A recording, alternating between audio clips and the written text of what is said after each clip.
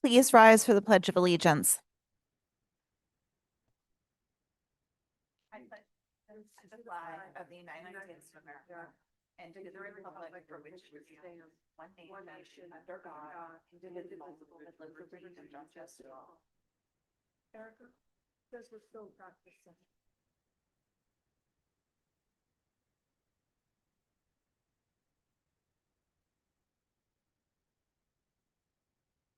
Are we good?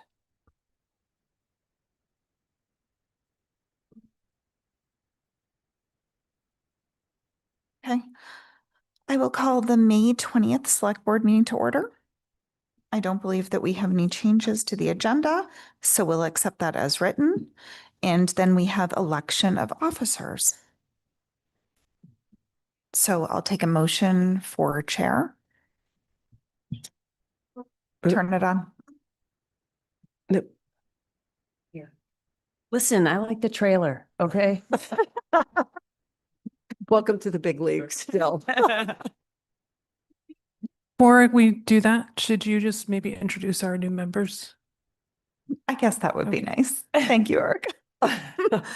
So we have a reconstituted board this evening. So welcome Jill Veith and Bobby DaCosta. Welcome back. And Thank you. congratulations. With that, I'd like to make a motion to nominate Dawn Hill as chair. Second. Any other nominations? Okay, all those in favor? Aye. Aye. That carries unanimously, 5-0. And vice chair. I'd like to nominate Brooke Moore. Is there a second? Second. Any other nominations? All those in favor? Aye. That carries unanimously, 5-0. Thank you. Announcements.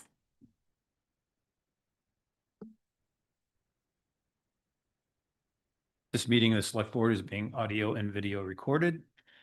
And the Memorial Day ceremony is to be held Sunday, May 24th, 2026 at 1 p.m. at Prospect Park. Prospect Hill Cemetery is what I meant to say. Thank you. Okay, so this is the second week that we're going to announce the applicants for our annual committee appointments. That is pursuant to our committee appointment process. Agricultural Commission, 2 seats available, 2 applicants, Kelly Steffen and Benjamin Reppert. Airport Commission, 2 seats available and 2 applicants, Tony Buscarin and Scott Wilson. Board of Health, 2 seats available and 6 applicants, Mary Lepre, Ann Smith, Amy Beaton, Kate Garrett, Ernie Strang, and Kit Murphy.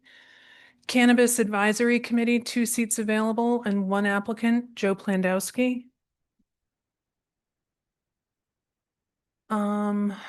Capital Program Committee, 2 seats available and 4 applicants, Christy Kickham, Howard Matz, Mary Longacre, and Barry Rector.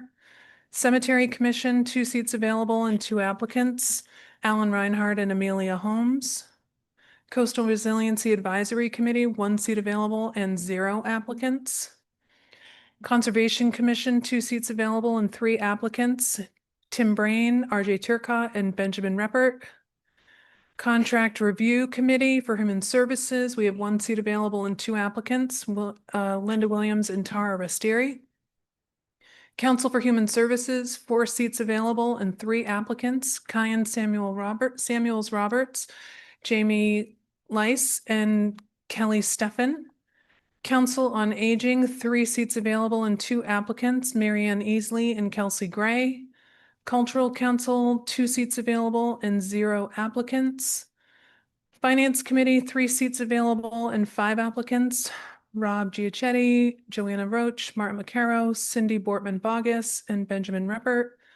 Historic District Commission Associate, 1 seat available and 2 applicants, David Gray and Joe Paul. Nantucket Affordable Housing Trust, 3 seats available and 2 applicants, Brian Sullivan and John Wise. Nantucket Historical Commission, 2 seats available and 2 applicants, George Butterworth and Rita Carr. Planning Board alternate, 1 seat available and 3 applicants, Clay Evans, Stephen Welch, and Dylan Metcalf. Real Estate Assessment Committee, 2 seats available and 3 applicants, Nat Lowell, Jesse Bell, and Lee Tesser. Scholarship Committee, 3 seats available and 1 applicant, Francie Basket. Sign Advisory Council, 5 seats available and 4 applicants, Chris Young, Paul Wolf, Mark Coutone, and Kevin Kuster. Tree Advisory Committee, 3 seats available and 4 applicants, Mary Longacre, David Gray, Eve Messing, and Benjamin Reppert. Zoning Board of Appeals, 2 seats available and 1 applicant, Elisa Allen. Zoning Board of Appeals alternate, 1 seat available and 1 applicant, Jesse Bell. Madam Chair, is the Finance Committee actually going to be 4 now that Jill's on the board with us?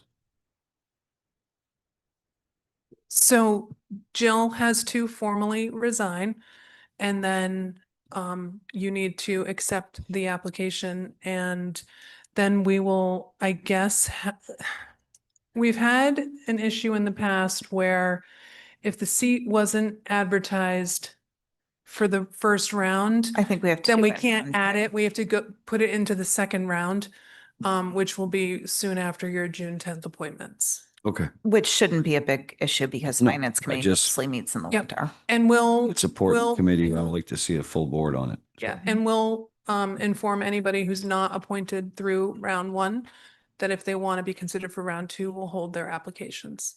Okay, thank you. They usually don't do their officers till July, so I think we have a little time.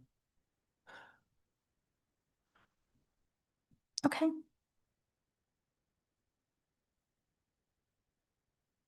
One final announcement. The Community Claims Fund launched on Monday, January 26th, 2026 to accept claims. This fund was created as part of the Blade settlement failure with GE Vernova. Veris LLC, the administrator of the fund, has created a dedicated website with more information and instructions on how to file a claim at www.nantucketbladesettlement.com. Claims must be filed no later than June 26th, 2026. For questions, please contact the Veris support team at nantucketbladesettlement@verisllc.com or at telephone number 508-305-7225. Are there any opening select board announcements or comments? So I learned this week that there's been an issue with house moves and the utilities. And fortunately, the 2 that were pending that looked like they weren't going to happen are going to happen thanks to some flexibility at Verizon. We're appreciative of that. However, I would like this board to facilitate a conversation amongst all the utilities because house moves are an important policy. It's in our bylaw that people have to try to relocate houses. And so I would really like to foster a conversation with the utilities to make sure that this catch-22 that we seem to be in at the moment gets resolved. Anybody else? Well, we had a very successful vote for all of the articles that we brought forth yesterday. And I think we will need to have a follow-up discussion about the Loran Barracks now that it passed the ballot. But other than that, I do have some updates on public comment questions. Unfortunately, I forgot my reading glasses, but so bear with me. Do you want mine? Yes, please. Town response to comments made by Ms. Backus regarding the Memorial Day Parade at the May 13th Select Board meeting. The town's response: the town recognizes the disappointment caused by the late cancellation of the Memorial Day Parade and understands the importance of this longstanding community tradition.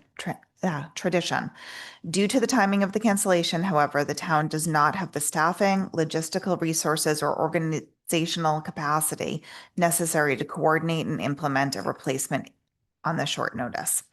The town appreciates the efforts of the organizer and volunteers who have supported the parade over the years and encourages interested community groups or organizations to work collaboratively on proposals for future Memorial Day events or parades. The town remains willing to participate in discussions regarding planning and coordination for the future years.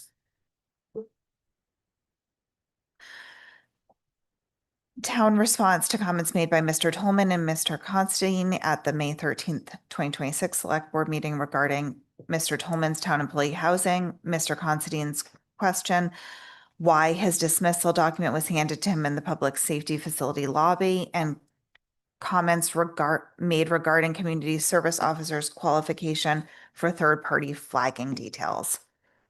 Number one, Mr. Tolman's employee housing. Mr. Tolman was not evicted from town housing.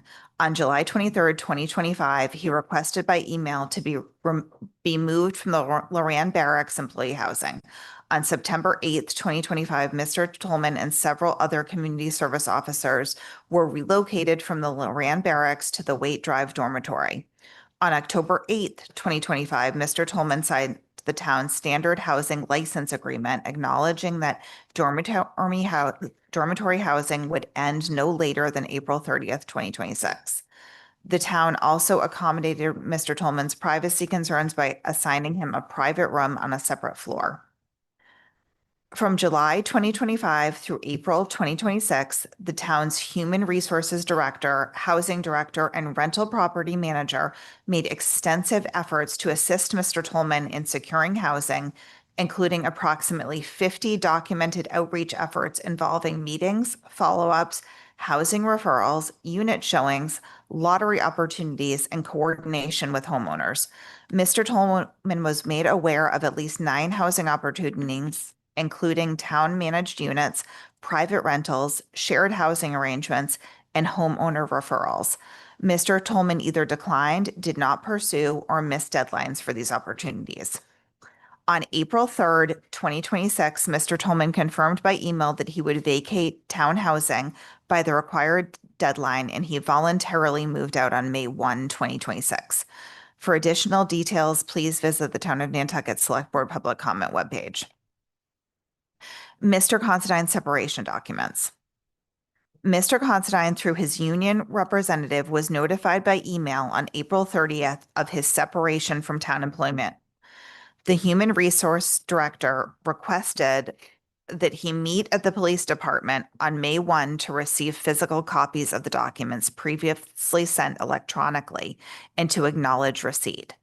The town also hand-delivered his paycheck to ensure prompt receipt. All town buildings are public facilities, and matters of this nature require consideration for safety and security. These arrangements were coordinated in advance, and no objection was raised by either Mr. Constantine or the union. During the exchange, the Human Resources Director offered Mr. Constantine the opportunity to step away from a conversation he was having in the public safety facility lobby, which he declined. The police department was considered an appropriate location to conduct the exchange professionally.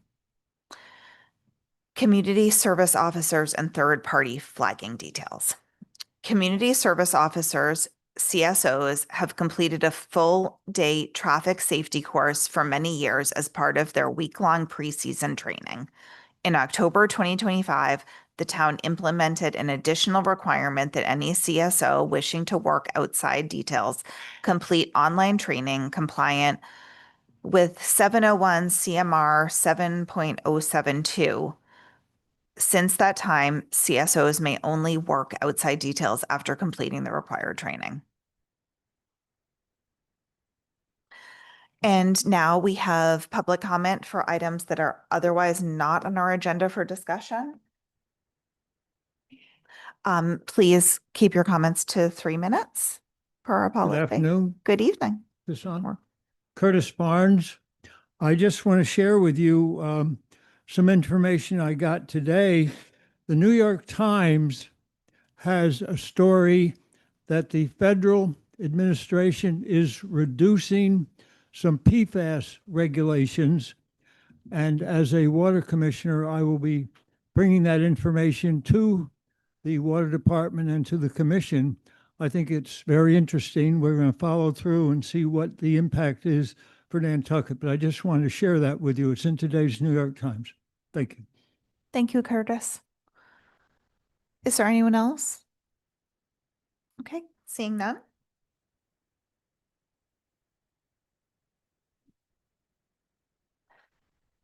We have approval of minutes, which most likely should just be the three of us. So moved. Second, All those in favor? aye. Aye. That carries unanimously 3-0. And approval of treasury warrants. Move approval. Second. All those in favor? Aye. Aye. Yeah. You should vote on the warrants. Okay. Is that just? Yeah, you have to, for the record, you have to light your mic up. There's no contracts, so Sorry, there's no payroll. It's No, just no treasury pending warrants. contract. no contracts. Okay. Aye. Okay. So that carries unanimously 5-0. Next, we have a joint meeting with the planning board for an appointment of the vacancy. So I'm going to give the planning board chair the opportunity to call his meeting to order. I think you might need to. You mute need a the mic. Mic, Dave, sorry.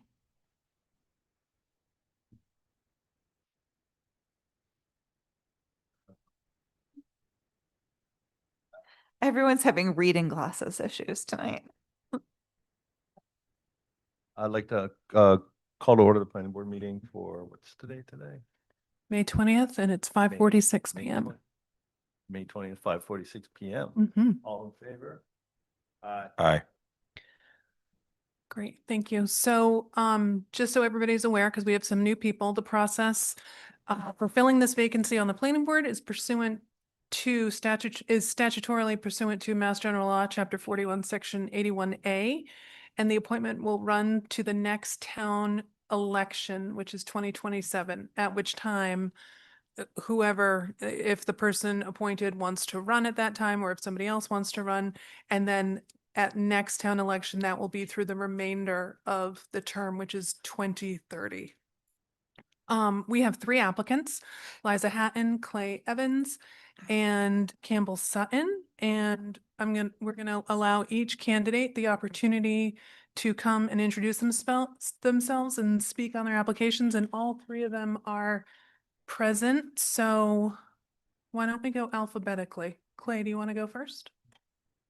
And just go right up to the mic and you can adjust it. Thank you. Actually, just a point of order, is there a time limit? I mean, we don't want it to go on for 15 minutes, but it's just a simple intro. Gotcha. Thank you so much for the pleasure of being here this evening. It's a pleasure.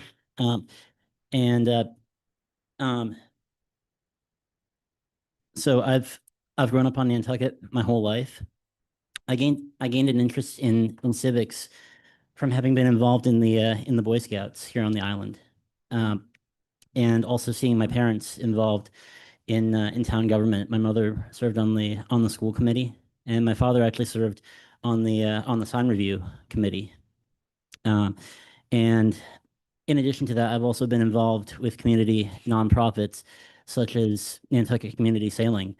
And currently I intern for a clean energy nonprofit as part of my graduate school program, in which I'm in a master's of public policy program. I first got involved politically when I ran for student government at Wheaton College, serving for 2 years as a senator at large. And also during that time, that's when I got involved working on political campaigns, helping candidates develop and analyze public policy and communicate that policy to the public across the Northeast, from Maine, Massachusetts, actually down to New Jersey at one point. And also during that time, I've been involved actively as a town meeting voter, working in the community to advocate for issues. And I mean, I have a deep interest in the community, and I've seen how a lack of housing is impacting people that are wage earners, people that have worked in retail. And I'm committed to working collaboratively. Actually, I've learned through the course of my graduate studies that it's important to work collaboratively and always communicate um, any ideas to fellow board members ahead of time. And I would commit to doing that. I learned that from a former city councilor in Quincy, and I think that that's important to building support and fleshing out the best ideas. And I'm committed to doing that. Great. Thank you, Clay. Does anybody have any questions for him? No? Okay. Liza?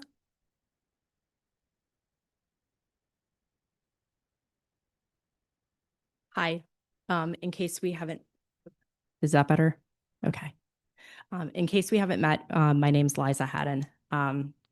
I've been a year-round resident on the island for 15 years, and I have been coming here seasonally since the mid-'80s. As many of you know, I ran for election for the planning board last year, so I understand planning well. I've been attending meetings regularly since late 2024.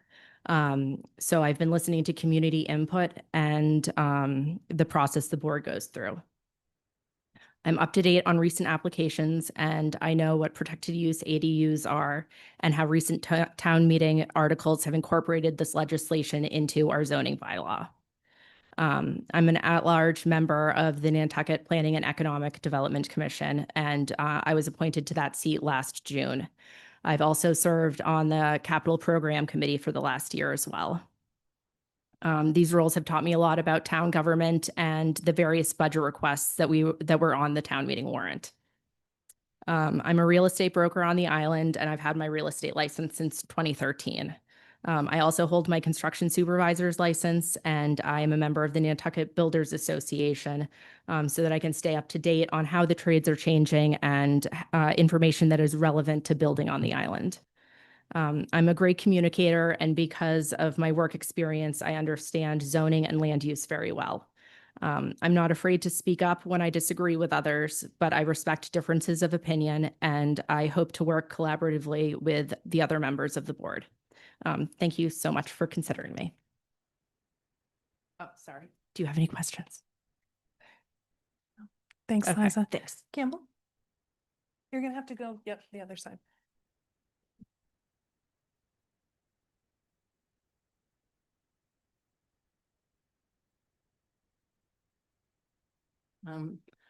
Good evening, Campbell Sutton. I don't have anything. I think most of you have seen me throughout the community. I've been attending planning board meetings for probably 6 years now. And I have spoken out a lot, so I think people know where I stand on certain issues. I'm very supportive of increased housing, but I strongly believe in developing a living community, someplace where people can not just reside, but also thrive. So those are mainly my comments on planning board. I don't have any intention of running past this 1-year slot. I think it would be nice to fill in this seat for the following year and allow other people to start speaking in the public about the issues in front of the planning board, in order that the public could get a better idea of who they are and what they stand for. So I sent in a letter. I don't know if anyone has any questions for me or not. So, okay, thank you. Thanks, Campbell. So, Thanks, everyone. so the next part is we're gonna have everybody vote. It'll be the 5 of you plus the 4 remaining members of the planning board. Everybody has a slip of paper. I'm gonna ask that everybody puts their name on it and then the name of the candidate that they are voting for, and pass the papers to me. I'm going to read each vote aloud and confirm with the members of their votes. And then we'll figure out who it is.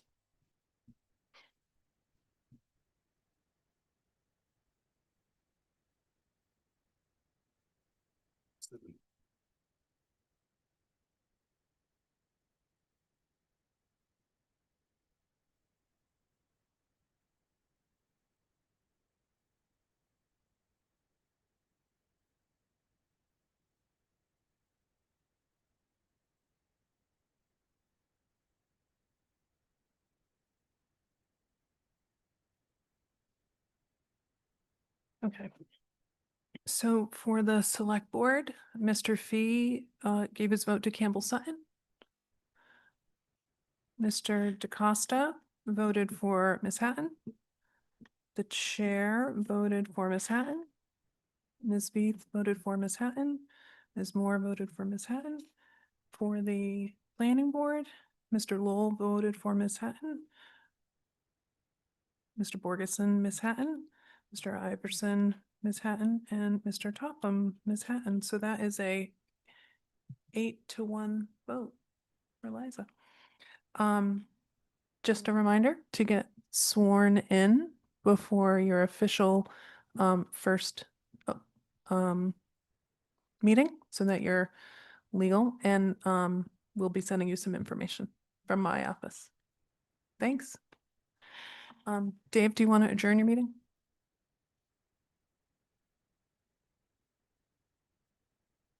Second. Oh, sorry. Second. Aye. Aye. Thank you. Congratulations, Liza. And thank you to the other two for putting your names forth. Thank you. I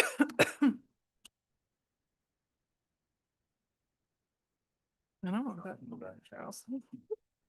Okay, next up, we have citizen departmental committee requests and reports, National Grid, Island Ready, and Nantucket Electric Initiative, planning for Nantucket's future supply presentation. So we have a team from National Grid in the back of the room. I believe Julia Kaplan is going to be doing the presentation. While I bring it up, I'm going to ask her to come down to the mic. She has the clicker, so she can run through her presentation once I have it up.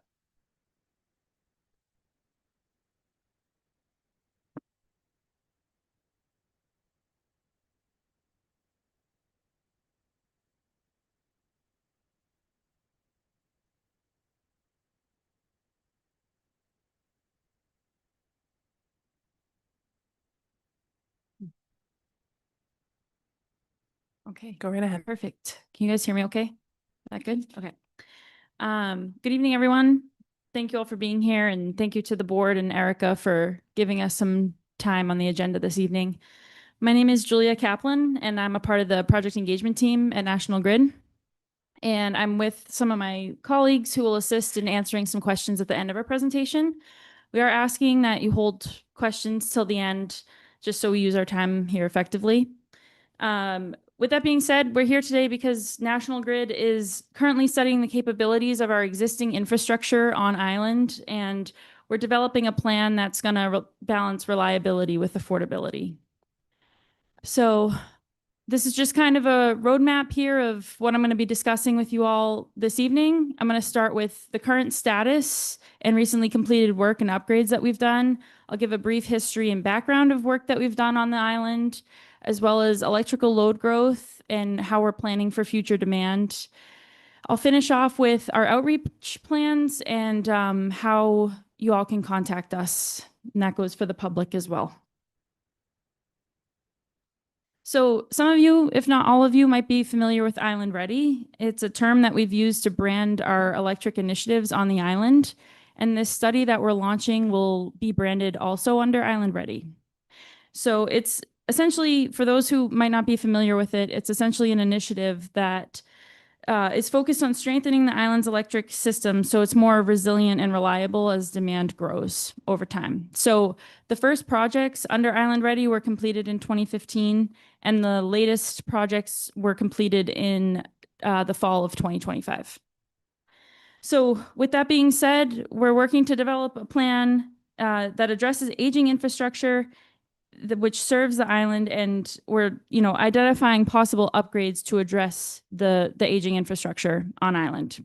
So I'll go into this over the next couple slides, but first I'm going to discuss the Nantucket history and background. So going all the way back to 1800, electricity was generated locally using steam and diesel generators from 1800 to 1996.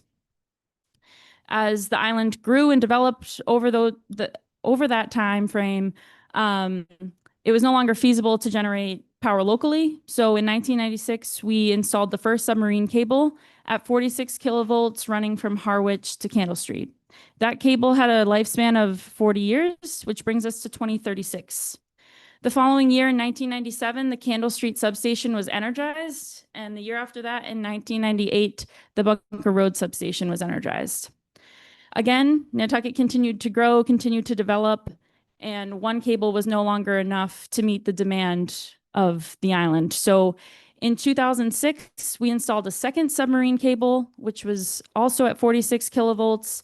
That ran from Hyannis to Candle Street, also with a lifespan of 40 years, bringing us to 2046. In 2019, we upgraded the backup systems at Bunker Road substation. That included combustion turbine generators, as well as a battery energy storage system. These two systems provide additional temporary capacity to the island when needed. They essentially meet the deficit when there's peak demand. Flashing forward to today, 2025, we concluded distribution upgrades, which improve reliability for the downtown core as well as eastern parts of Nantucket. So why am I telling you all of this? The key message here is that over the years, National Grid has improved our infrastructure on island to meet the growing energy demands. However, we're at a crossroads now where our infrastructure is aging and no longer able to meet the demand, and we only anticipate that the demand will continue to increase. So how are we planning to meet the demands? We're currently studying the capabilities of our infrastructure. This includes submarine cables, substations, distribution lines, generation, and battery storage. We're developing a plan that balances reliability with affordability in the delivery of electric power to the year 2080.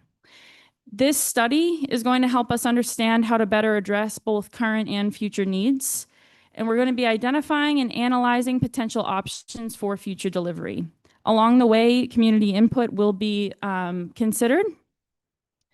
Potential options that we'll be evaluating during this study involve additional substation capacity outside of the Nantucket downtown area, submarine cable replacement, non-wires alternatives, and distribution upgrades.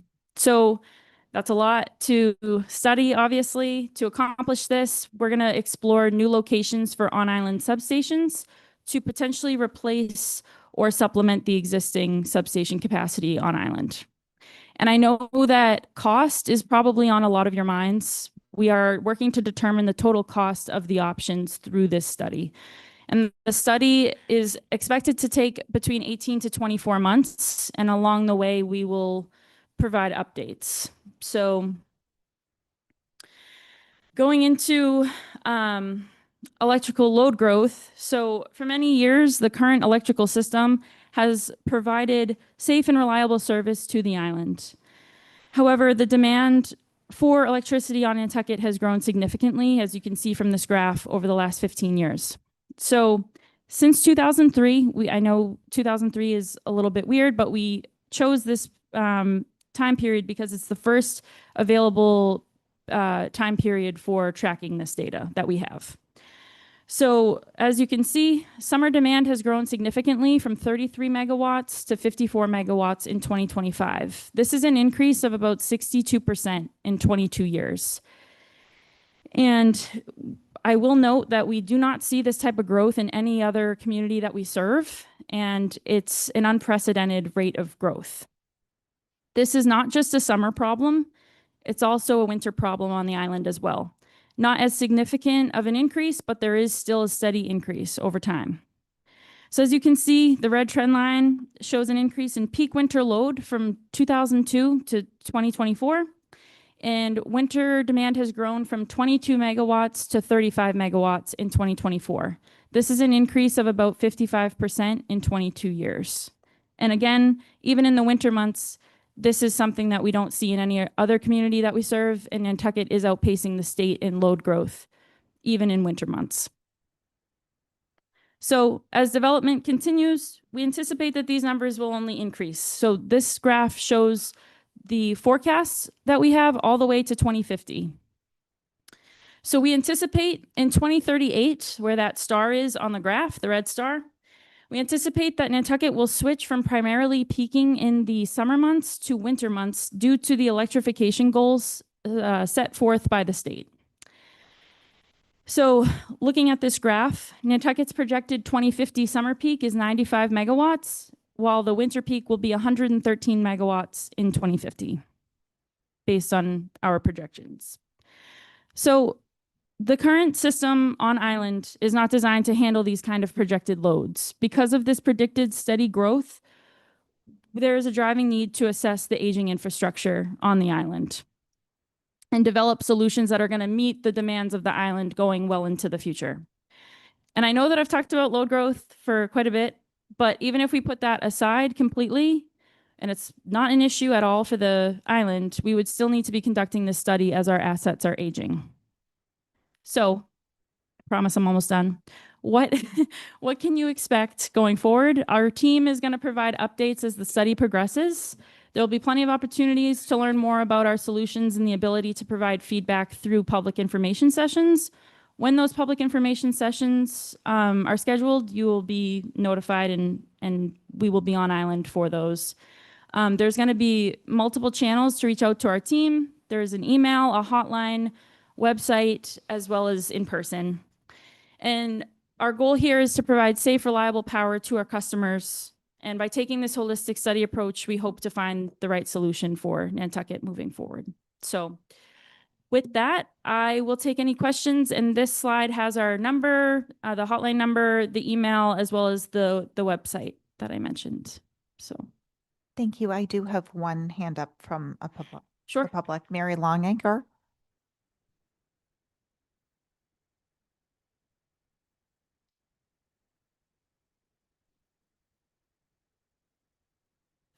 Thank you very much, Mary Longacre. Can you talk a little bit about, I think probably it's covered under what you called non-wires solutions, the capacity for National Grid to accept locally generated solar power into the system, and if there is a constraint there, and if you're working to remove it?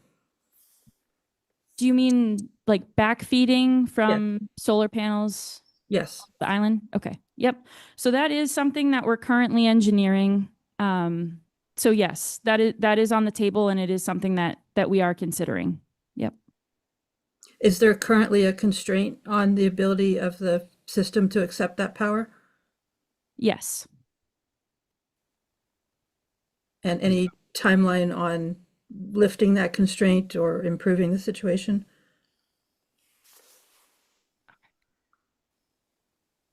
Currently, there's multiple reasons why there are constraints on the backfeed. Danielle, just introduce yourself real quick. Sorry, Daniela Retz. I'm the manager for project engagement for National Grid.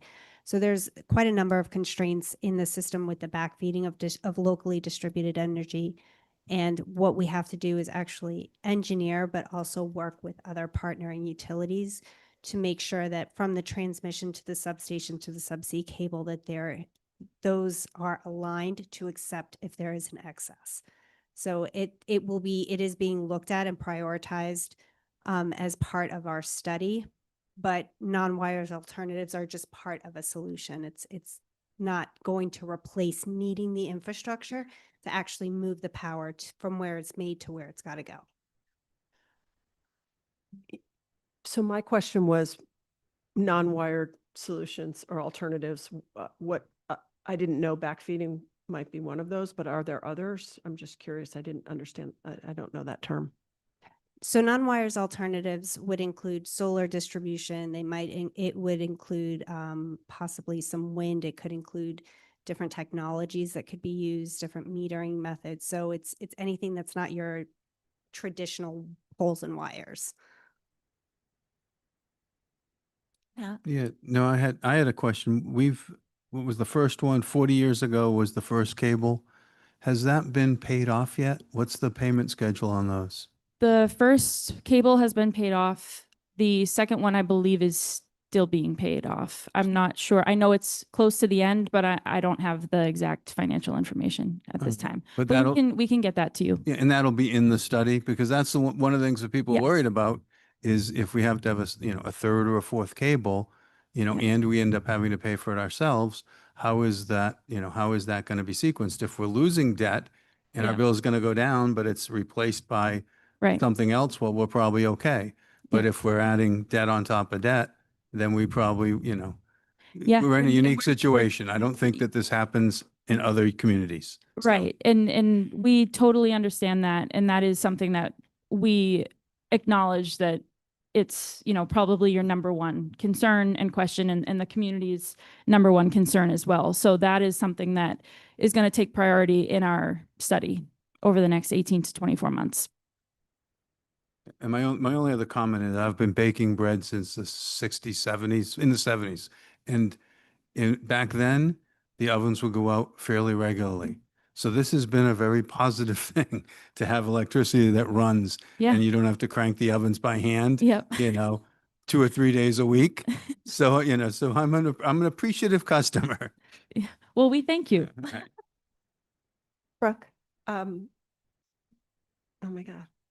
Go ahead, Jill. Oh, Jill. I was just going to ask, are the submarine cables, are their capacity levels much greater, or is that a better delivery system now than the last one that we put in 20 years ago? And Yes, it will be. And our goal, one of the things that we're analyzing in the study is what voltage, new cables would be put in at. And our goal there is to put something in that's more than the capacity that the island needs. So as the island grows, it's able to meet the needs for well into the future. yeah, I was really impressed that you had to put a second cable in after 10 years and then we haven't needed one. Yeah. I thought that was pretty interesting, that there was some good planning there. I remember my question. Curious what you attribute the high rate of growth of usage here to. The thing I found most interesting is that with electrification that we're going to transition to peak being in the winter, obviously cold months, if we're heating with Right. electricity, that the usage will outstrip Increase, the yeah. summer air conditioning, I guess, because we don't. But I'm just curious, I mean, we have development here, but there's development in other communities too, large scale development of new residential properties and commercial properties. Why so much here? Do we know? There's a multitude of factors with that, and Danielle can probably help me better because she's been with National Grid for many years. But yeah, I think most of it is attributed to new builds and new construction and a population increase as well. That's been the driving factor. Years ago when we first put the first cable in, the population was not as large as it is now, obviously. And Yeah, my comment is I think the growth is like 2% or 2.3% compounded over those 22 years. And I think that I expected to be higher. And I attribute it to being, to being only 2% or only 2.3. I attribute that to a lot of the work we've done with Mass Save and getting rid of, sort of the electric heat. There was resistance heat. Yeah. And Mass Save and a lot of the efforts that we as a community have made.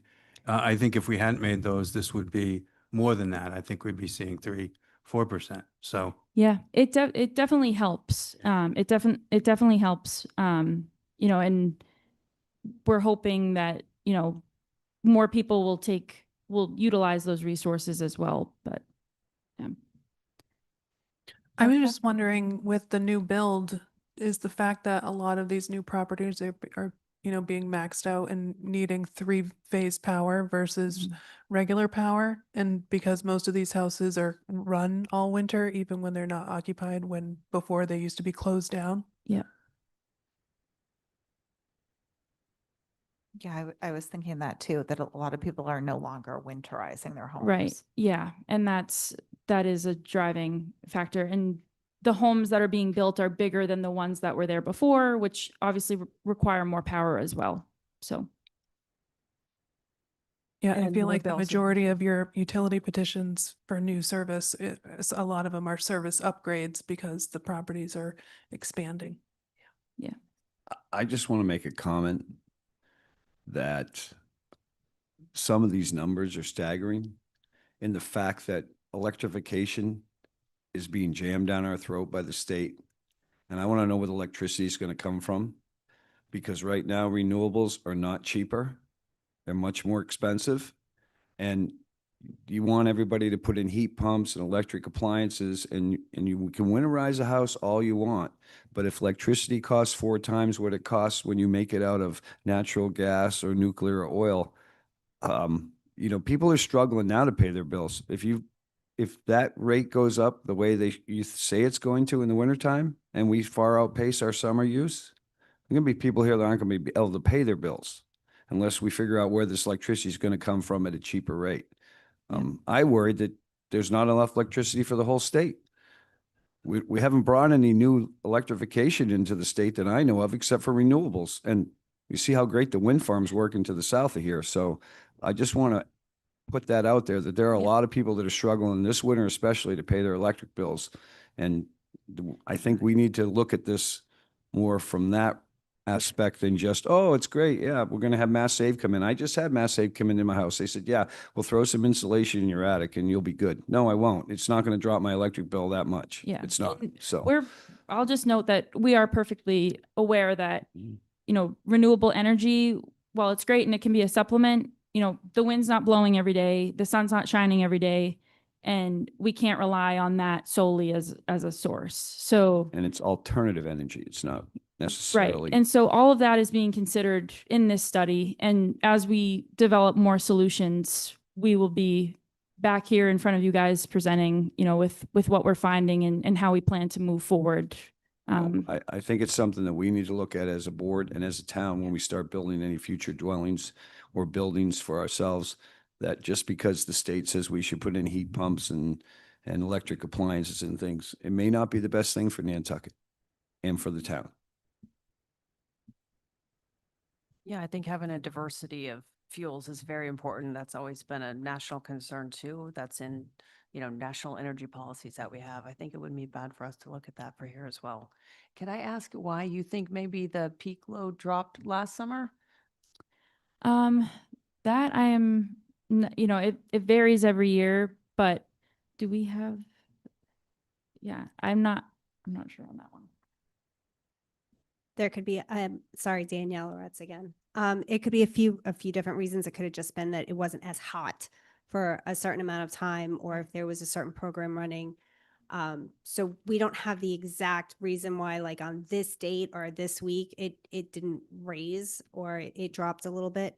But also the other thing too, to kind of go back to why the numbers are increasing. If you think about it, I'm going to age myself here. I'm 45 years old.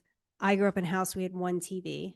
If I plugged in my hair dryer and the microwave was running, you blew a fuse.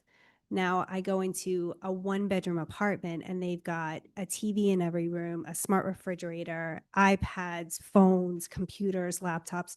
So just everywhere you look, it's not just heat pumps that are drawing on needing more infrastructure. It's just life every day. So again, we can come back with more detailed information on the raise in usage. We can get that we can look and ask the engineers to kind of pull a little bit more detailed data if that's wanted. Thank you.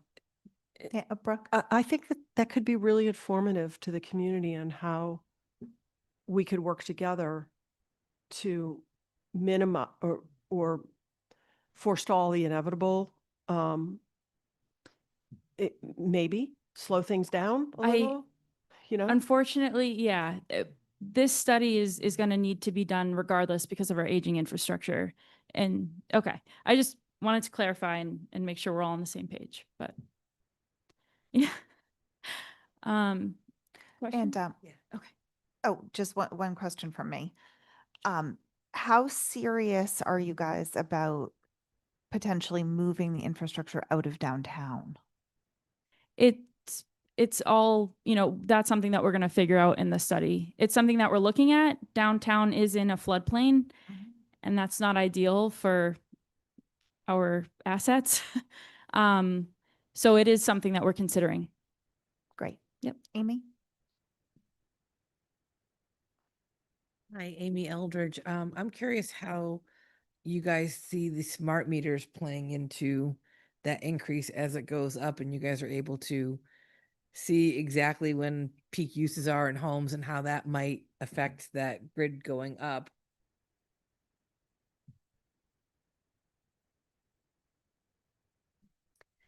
So, Danielle again.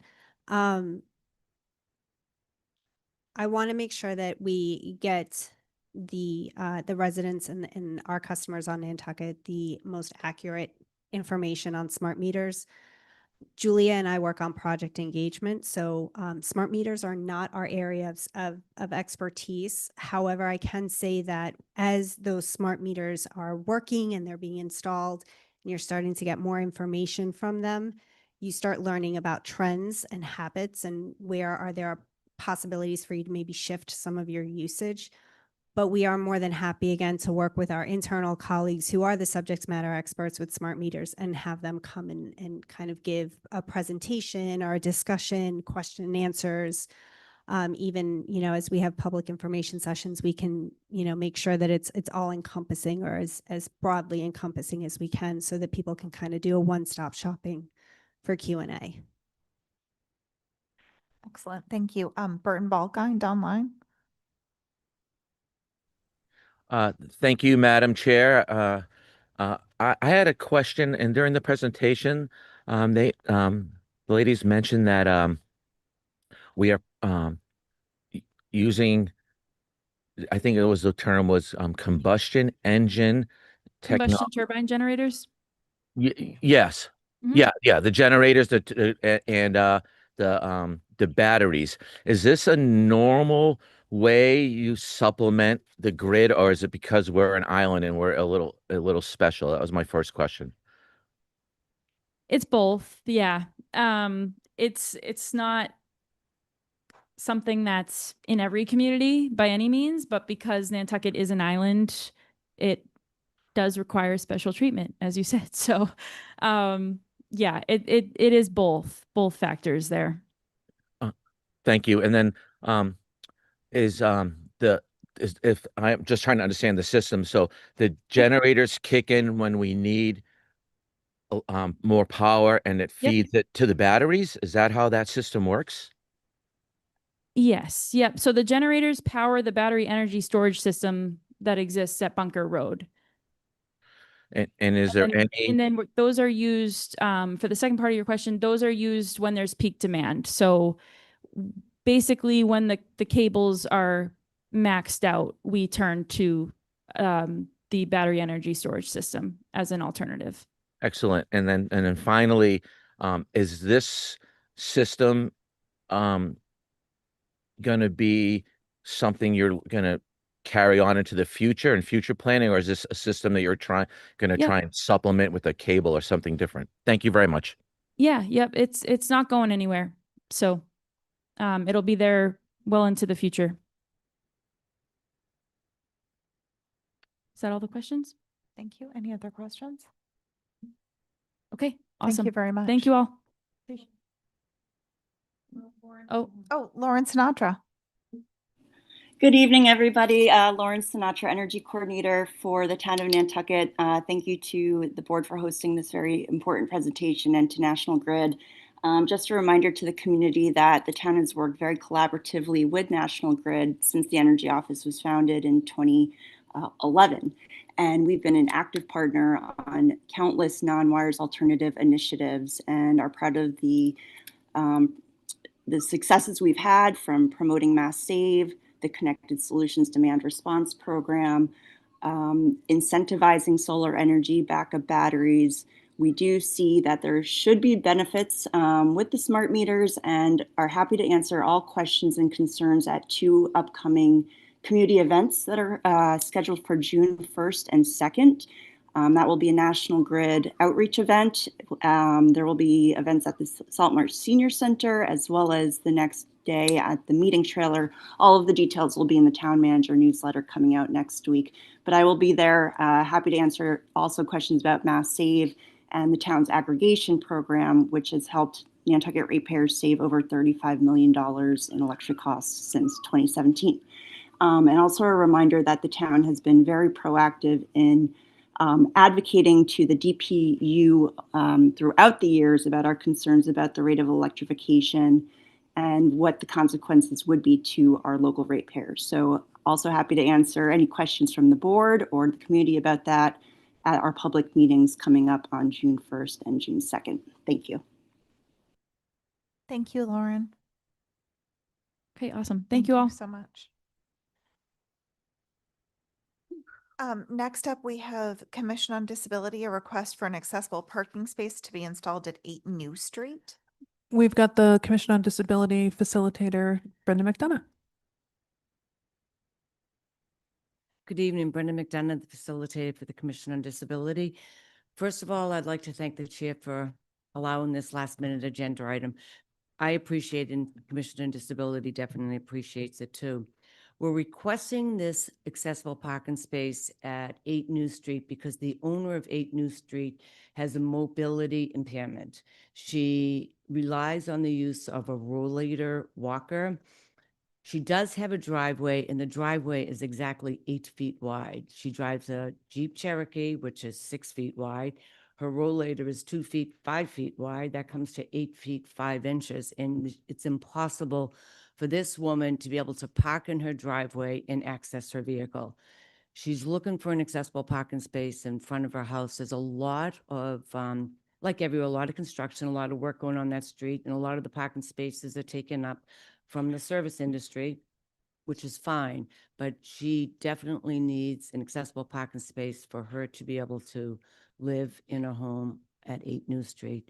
And the Commission on Disability would really appreciate the board's support for installing this accessible parking space. Any questions? It appears. Would it, I guess, first, would it be directly in front of her house and Yeah. delineated? Yes, Mr. Fee. Would it be for any, would it be specifically for her or could it be any? No, anytime there's an accessible parking space installed in a neighborhood, it's not for specific use of the person that requested it. It's an open, accessible parking space for anyone that is authorized to use it. It does benefit her because it's in front of her house, but there's also elderly people that live in that neighborhood too. So it's not exclusively for her. She is the one requesting it, and hopefully it will be accessible for her at most times. Okay. I just have a question. Do we ever grant these and then later on remove them? Has there ever been one removed? We Yeah. do. We Yeah, okay. actually, I think, just I would- removed the Diane, by we Diane had Coombs one on, house. Diane. yeah, Fayette for Diane. I'd make a Coombs, motion to place the parking space in front of the house. Second. Okay, all those in favor? Aye. Aye. Aye. That carries unanimously, 5-0. Thank you so, Thanks, so Brenda. much. I can't wait to call the owner of the house and tell her it was passed. And I'll let DPW know tomorrow, Brenda. Okay, next up, we have a request for a waiver of town regulations, chapter 375, traffic 375-16A1, parking permits to waive fee of a third parking permit. Good evening, Brooke. Good evening, Brooke Meerbergen, 17 Liberty Street. And after these presentations, this is a little more down to earth. But we've got my son just home for the summer. And if you know Liberty Street, you know that there's really not much room to move. We do not have off-street parking for a third vehicle.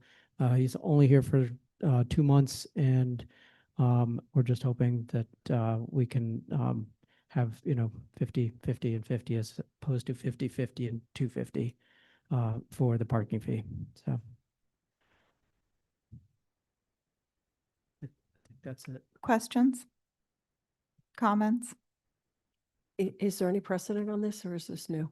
Stover, I think, had same thing. Did we grant the Stovers a waiver? They, if my memory serves me, they had a lot of cars. They had like 4 or 5 family members. And so I think that's why we made the first 2 50 each. And they also had off-street parking, so they were able to put some there. So it wasn't, trying to remember if we just adjusted the rate fee to make it more affordable, or if you actually granted a waiver. I don't remember. I'm a little concerned about the precedent. And also, we were talking in a previous meeting, I'm not sure which one, but recently about, boy, we may have to, sort of take some of, raise the price on these or take some of these away. There's so much demand for parking, and there's, there are new parking uses that are going out into all of the areas like Brant Point and other areas that are not in the parking district are now being overwhelmed because people can park there all time. And so, we've talked about having to look at this entire situation and say, what's the way to, what's the way to make it so neighbors can park, a car or two on their property if they have a driveway, or have a couple on street, but not have unlimited, or not, so the goal of this is to charge a little bit more. So maybe we don't have 3, 4, 5 per house, so I'm a little worried about setting that precedent until we've looked at it. What is the timeline? Um, I think we'll be going back September 1st. So 2.5, 3 months, whatever that, There's no off-street parking. none. No, they don't have any. Yeah. And what The kind of cars HTC are loves they? our yard, so What size cars are they?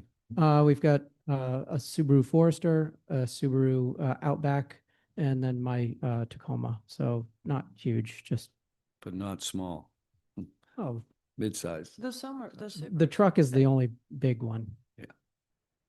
But the other two are small. The other thing I've heard from that area is if we move our car, we can't get back in. So that's what Catherine Stover used to talk about all the time. If we move off the street, those get filled up for the rest of the day until 10 or 11 at night. So there's such demand down there. I don't Yeah. know. And the stickers come with the street name on Yeah. them now. And so if we go and try and park up at Main Street or, anywhere, a person can come by and ticket us for not being in front of our house where we can't park. So. Wait, kind of a- That's the- not how they work. It isn't? No, think you can park you can anywhere park in anywhere in 2 the residential Right. district. That was. Anywhere in 2 hour. So- parking. Yeah. Well, what's the cost now? If the first 2 cars, what do they pay? It's 50, 50, and 250. $50 each for the first 2. Yeah. And then the third jumps to 250. And then I think if you had another one, it's like 500. Yeah, they're And just, they're and I think asking the for intent is a lower. limit the amount of cars you have. And you've never done this before? That you know of? This is new. This is a new one. But I am sympathetic to the fact that he's only here for a couple of months. Well, yeah, I think I get that, if but you do a short, like, you can get these passes if you don't have a driveway for short-term rentals. And is it $10 a day, I think? well. Well, we're that's- definitely not short-term That's rental. $600 for 2 months, so I just, I don't know. You give it, granted, it's his son and he's home for 2 months, but the next thing you know, the person comes in and says, oh, my niece is here for 2 months, or my mother's here for 2 months, or, it's just, every one of those houses are family houses, and every one of them may have more than one car, and this isn't unique to Liberty Street. This can be Main Street, it can be Pleasant Street, it can be any of these streets that, we have this issue with, so. And it's my first night, and I don't want to make a hard call, so somebody else make a motion. I agree. I'm worried about precedent, and I'm sorry, but cans of worms that we have to deal with down here. And so I would make a motion to deny the waiver request I'll second it. with apologies. I appreciate it. Yeah. Thank you. I think we would love to do it for you, but Well, You I appreciate understand. the empathy, and I understand your position. So thank you for hearing me out, and enjoy the more important business of the evening. all those in favor of the denial? Aye. Aye. That carries unanimously, 5-0. Thanks. Stinks because his son is working here and. Town managers report? Department of Culture and Tourism Daffodil Festival follow-up. Madam Chair? Yes. To introduce the director, we've had some internal discussions. We may have mentioned this to the board not too long ago. We had some feedback here and there about the Daffodil Festival and some things that seem to be starting to happen that are somewhat reminiscent of former days of other events that have had to be curbed, like Fagawi back in the day. And we asked the Director of Culture and Tourism to put together an after event meeting and gather feedback from the town departments that are involved in managing the event, and not managing the event, but basically helping put it on, and the aftermath and the during event things that have to be dealt with by town staff. And that involved the chamber as well. Is Peter there No. from the chamber? Okay. Oh, okay. We do have someone in the audience, or two people. Okay. In any event, we invited the chamber to the meeting as well. So Chantal has put together a report. It's in your packet. And I'm not sure we're asking for any specific actions, but there may be some actions for the board to think about. And we just are starting to have some concerns about this event getting, out of control, as quite frankly, some other events in the past have, and we've had to really seriously curb them. Okay. Tom, what do you want me to share on the screen? The PowerPoint or? The PowerPoint, please. Okay, hold on.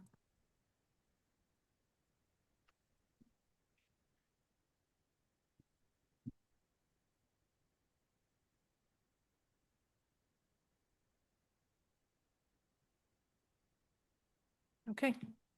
Awesome, thank you. And we can actually skip to the third slide of the PowerPoint, just go right to the overview. So Daffodil Weekend 2026 continued to serve as one of Nantucket's most significant and well-attended community events, generating strong visitor activity and economic benefits for the island. However, feedback, as Libby mentioned, from town admin, police, DPW, and other public safety personnel, as well as some feedback from community members that came in over the last few weeks, identified several recurring operational and public safety concerns that need to be addressed.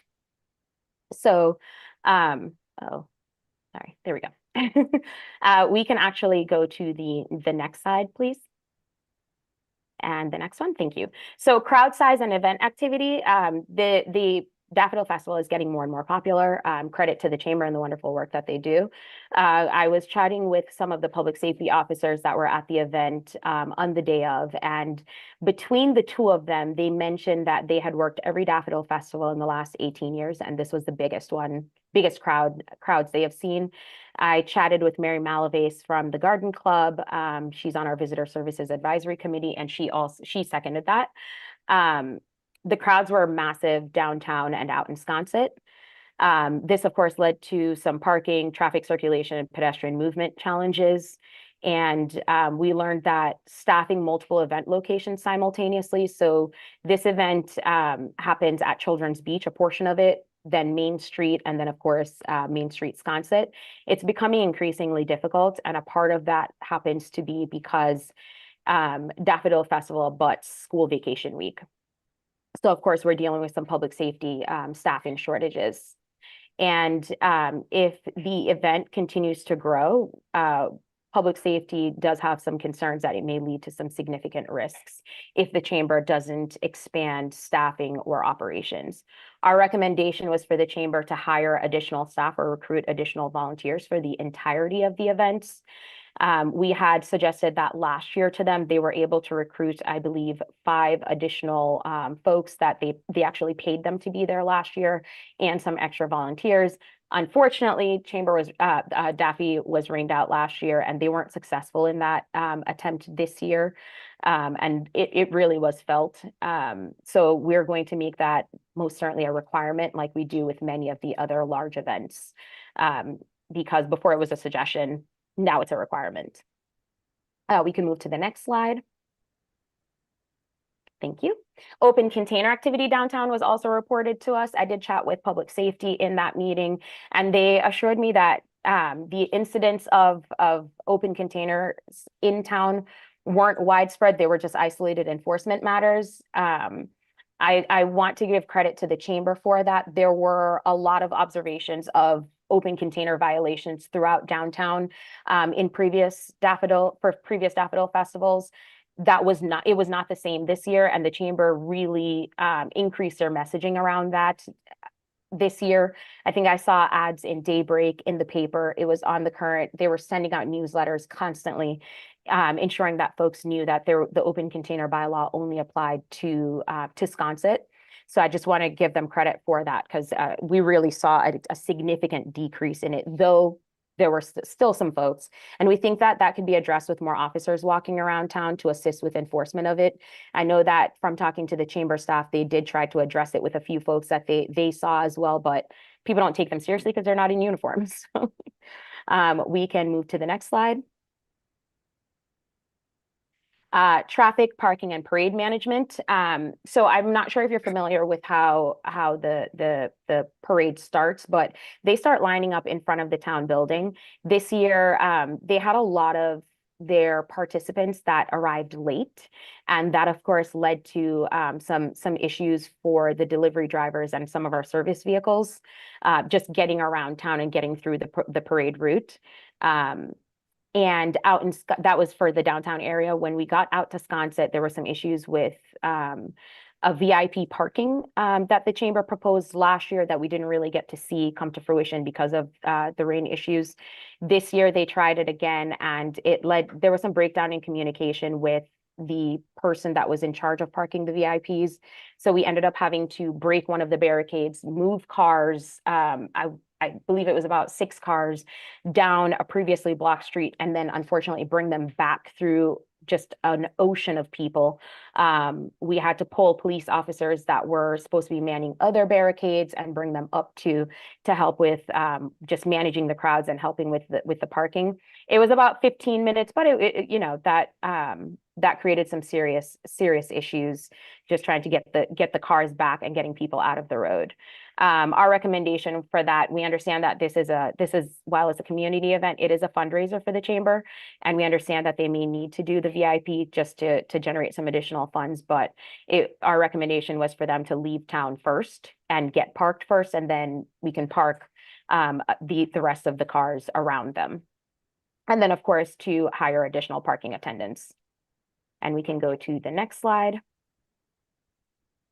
Trash and post-event cleanliness. So there were some reports of overflowing trash receptacles on Main Street in front of the hub.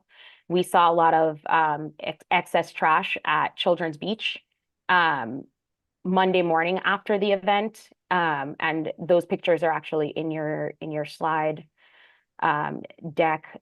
The DPW team shared those with us and Parks and Rec.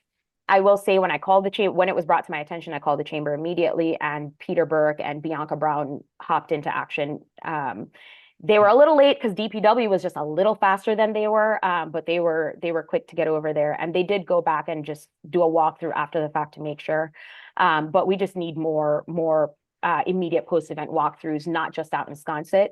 And they did a phenomenal job of getting Sconset cleaned up and returned to its original state. We also got some reports around issues with the restrooms out in Sconset. There were long lines.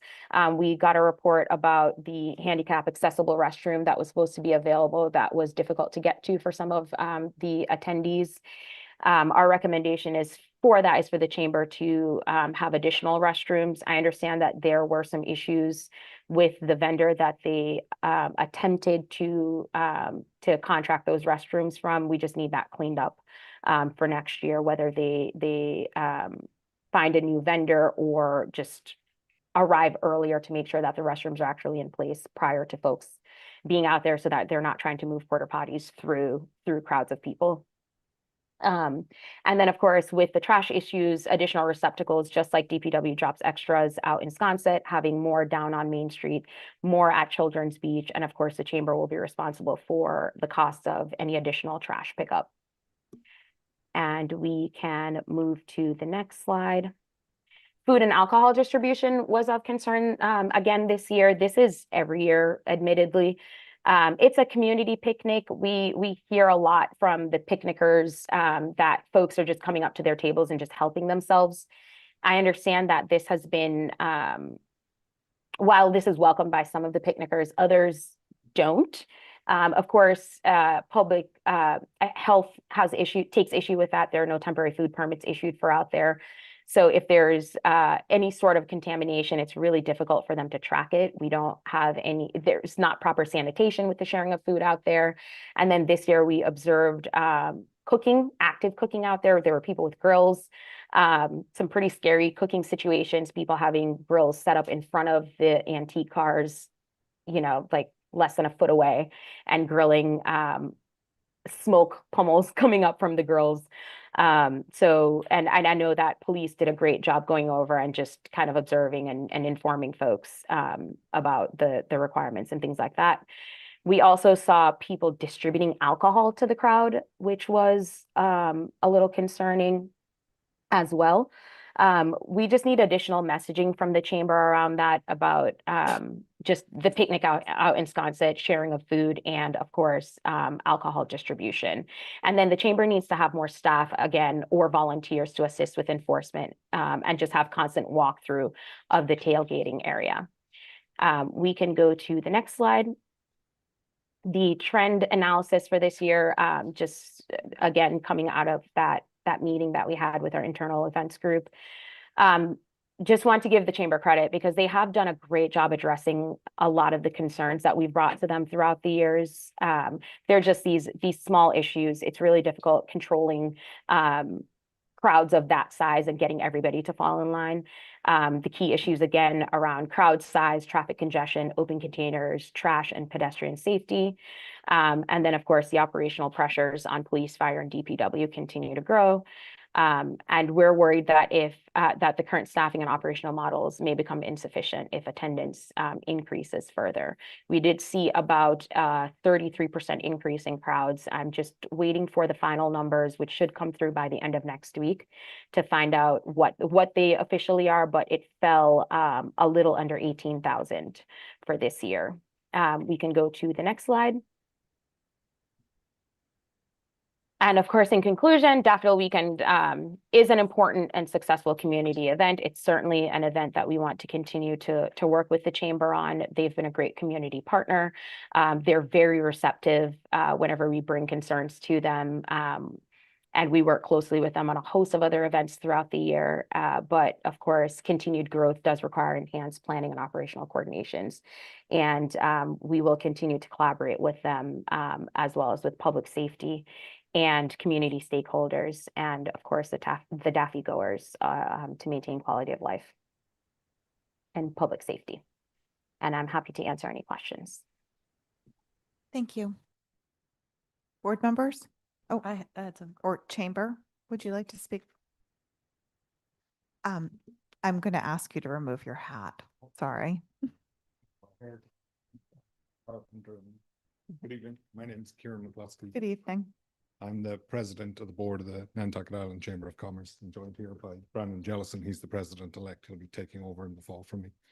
I want to begin by congratulating Ms. Beath and Mr. DaCosta on their election to the select board. We look forward to working with both of you.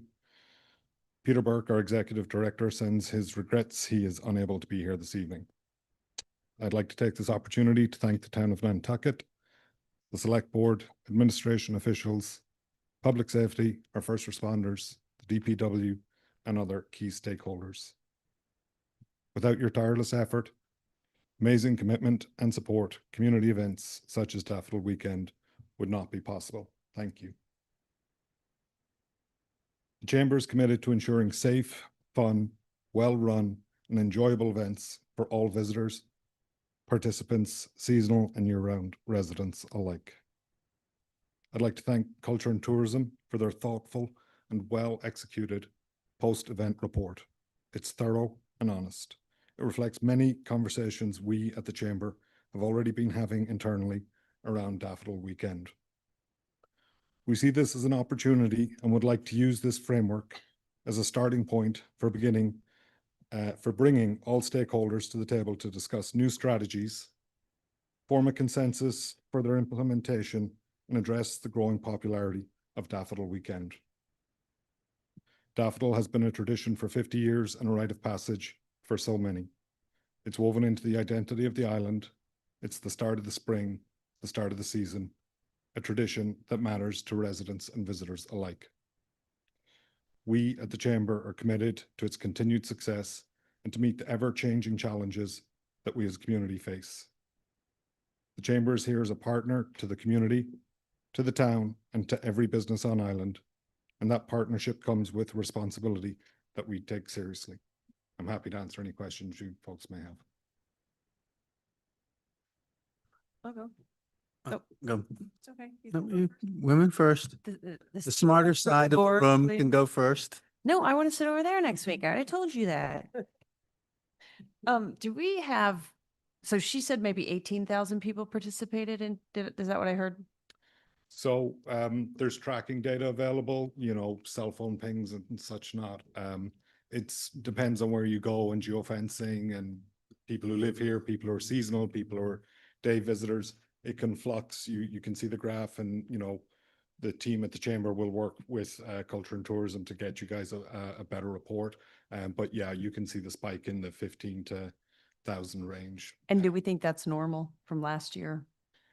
Definitely it was, you know, north of 10,000 and I think closer maybe to 13 or 14,000 last year. There was the rain, as everyone knows. Oh, right. You know, coming out of COVID, everyone wants experiences, everyone wants to be somewhere. The town has been a tremendous partner at all levels. It's been very successful. And like some other events like POPs, we saw these things grow out of, hey, I remember when we used to volunteer down at POPs, you know what I mean, and crowd control, and you didn't pay to go in. That at a certain point, that had to be looked at, and there was new formulas and new policies and procedures that had to be put in place. One of the things, I'm a businessman, I've lived here for 25 years. One of the things I think we can all agree as about as islanders is it doesn't matter the industry or the event. One of the big things we face, and it's a continual challenge, is finding good people to do jobs, whether it's at the town, whether it's at the hospital, whether it's at the DPW, and, you know, putting on an event like Daffodil and you have an influx of 15,000 people. Yes, we did hire outside vendors, local businesses to provide extra trash. Certain people didn't turn up at the time they were supposed to, and we tried to track that down. It was a similar situation with the porta potties, and, you know, we're committed, and if we were made aware of something, we're going to get after it as best we can. But I think I feel that with an event like this, maybe we need to start looking at it more long term. Instead of planning 6 or 8 weeks out, you know, it should be a 6-month process, and that's where the framework comes. Okay, the parking plan. Yeah, we had VIP parking. One of the things you learn at putting on a classic car parade is at the start, when everybody's supposed to pull out, some cars don't start and you're left kind of trying to, you know, get it running as best you can. And, you know, I feel like I should stop now because you know. Well, I just wanted to ask about the data, right? So where do we get the data? Do we have data for, were there more incidents in the ER?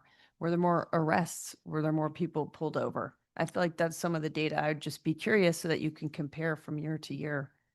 And I'm not saying you're supposed to compile that data, but maybe working with the town. I'm not aware of any arrests per se. I did read the Culture and Tourism report, and it did highlight that most incidences of open containers or anything of that nature was very isolated, and that we have continued to do strong messaging. I am aware that there was a medical situation in Sconset, but that the first responders were able to get the individual, get him to a safe place, and he's doing well from what I understand. I'm not aware of any arrests though necessarily. Okay. Chantal has her hand up. Okay. Maybe she has something she wanted to say on that. Thank you. So we track visitor movement here at Culture and Tourism. We saw a 26% increase this year from last year in attendance. and 82% from the year before. So it was significantly more. I will say, despite the increase, this was the best behaved crowd we've ever seen. I have to say, from talking to police about the arrests and just calls that they got, people for the most part were on their best behavior. There was a medical emergency during the actual picnic that we are addressing, how essentially a medical tent, if you will, for next year. And Deputy Vamosi and I talked about that on the day of, and we continue to talk about it after the event. So we're working on a better plan for dealing with medical issues out there, and just having a set public safety location as well. And so do we have a comparison of a like for the weather? So it's not just comparing, like, we don't want to compare to last year. The weather wasn't any good. Do you have a comparison on population to the weather? So the year before it's 82% more than the year before. From the year before, and we think the weather was the same? When the weather, yes. I mean, I'm going to be honest. I had a blast. I loved it. I had so much fun. My friends did. We went to the Wisconsin. It was, I mean, I thought it was so well run. So I just was a little surprised that the report seemed a little highlighting the negatives, and I'm really impressed with how it went. I could see needing more trash receptacles. I don't know if there's a way to ask Clean Team if we can have like an all-out effort on Sunday morning to help. But even the photo that was provided, the trash receptacle, that's a permanent receptacle. I didn't see pictures of temporary receptacles. So that seems normal. That seems like something that could be addressed. And on the bathrooms, and you guys don't freak out when I bring it up, but I think we just need more public bathrooms. I think we need them downtown, and I think we need them in Wisconsin. That was an issue. I had many friends who were asking me if I could take them to the bathroom, so I took them to a friend's house, and that happened a lot, actually. And then some people I didn't know asked me to, and I took them as well. But I always More feel like we need portable bathrooms could be brought in. Yeah, they could, but I actually think we need more bathrooms in these locations. So- We'll talk about the cost of that. And the Well, capital exclusion that will be needed. I know, but we did talk about that capital. We were supposed to expand that. We were going to add the toilets downtown. I'm just saying, like in Wisconsin, I feel like it, again, well, I'm not saying I want to talk about Wisconsin again today, but that is an issue out there. And we know that they have more people, and it's not just Daffodil weekend. Okay, I know other board members want to talk, but I want to say something quickly. What's been super frustrating for me is I think this is a wonderful community event, but the last 2 or 3 years, it's fallen during school vacation. And that doesn't align with it being a community event. So I would really like to talk about it either being the weekend before school vacation or the weekend after school vacation, because it's just not welcoming. And it's not an issue for me anymore because my daughter's graduating on June 12th, but it is for a lot of people. Brooke? Yeah, I'm gonna repeat that because in conversations with public safety, it's a real problem to have a required date that our public safety officers have to stay on island during school vacation week, one of the few weeks of year that they can travel with their kids. So I really would like a consideration of a different date. Maybe it's May 1st, the first weekend of May instead of the last weekend in April. And What about the daffodils, though? Yeah, I know. I mean, I know. We're going to be bringing more plastic daffodils for that weekend. I don't know. Yeah. And I think the theme here is anticipatory planning rather than reactionary planning. And I think planning earlier and assuming growth is going to be critical in your planning. And if you have to hire people from off island to monitor, you have to hire people from off island. And I know it's a fundraiser and you hate to spend money, but we have to make this event workable for the long term. And it's a blast. It's great. But for all the points my fellow board members made, I think let's talk more. Matt? How are VIPs delineated? What do they pay extra? How is that? Yes. Do you have a limit of how many? What's the cost difference? It was an initiative that we put in last year. So the conversation at the board level over the last 18 months has really, we're committed to meeting the growth. We see it, we understand it. And there's resources that are need to make that growth. And with the chamber, when we put on events, it's not for the chamber itself as a fundraiser, it's really to raise the economic value for our local island businesses. So I don't want to say like we have some funding for these events, but it's the events have outgrown what our capabilities are from a funding. So this is something we have to look at internally, and we would like to partner with the town to understand how we can start, a development to meet these needs, because it does need to be funded. And so to answer your question on the VIPs, last year that was an initiative. There was 10 VIP spots, and there were some very generous people that signed up for it, and they did it again this year. And the plan was, okay, they're at the start and they get the VIP parking in Sconset. However, when it came time to pull out of Main Street, some cars just didn't start, and we couldn't hold up the rest of the parade. And it was one of those things where I don't want to say you had to operate on the fly, but there was a lot of cars overheating. So Right. Right. Can I just, let me just follow up, please. Philosophically, it kind of irks me a little bit. VIPs used to be the people that got up early enough to get in front of the line. And so, if you're rich enough that you can buy one of the 10 spots, then you get priority. I think that's different than the Nantucket I grew up in. And I think that is what we are catering to right now as a community. And I think we should ask whether that is what we want to do. I would like it to be, half Islanders and half visitors. We can't love, and then the businesses, I'm running a business, and these weekends where you get 18 or 30 or 50,000 more people for 3 days and they all leave again, it makes it very difficult to run a business. Because we had days with perfect sunshine last year in my business that Friday was perfectly sunny, and Saturday and Sunday were 2-3 times busier.